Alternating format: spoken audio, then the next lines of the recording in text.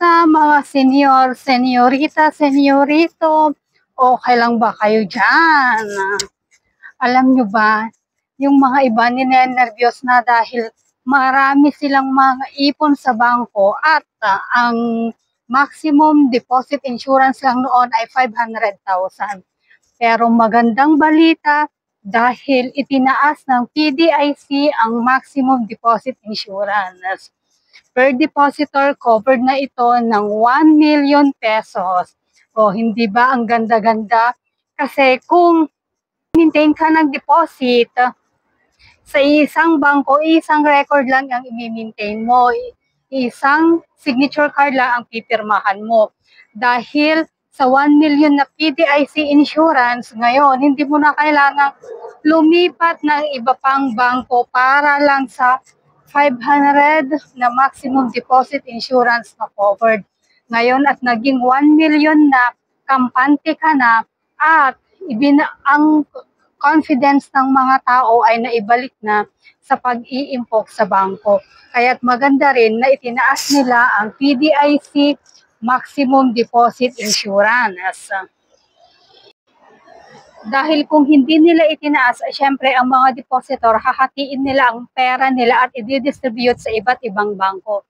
Dahil kung iisang bangko lang ang iyong depository bank, hahatiin mo yan ng tig 500,000 para covered siya sa maximum deposit insurance.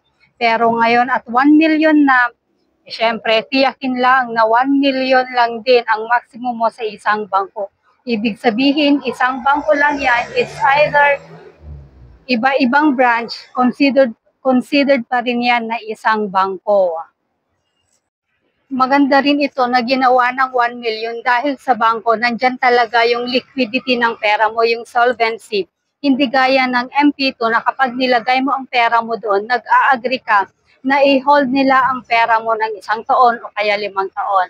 At hindi mo dapat kukunin ang pera mo without valid justification.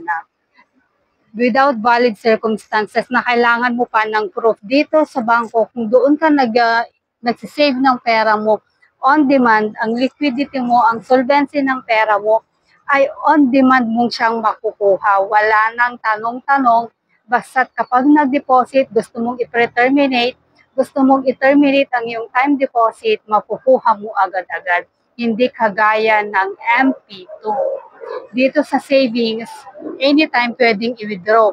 Kaya 100% na solvency mo ay guaranteed deposits. Kaya maganda itinaas nila ang PDIC insurance sa 1 million.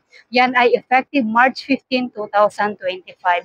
Ang maximum deposit insurance per depositor, 1 million na.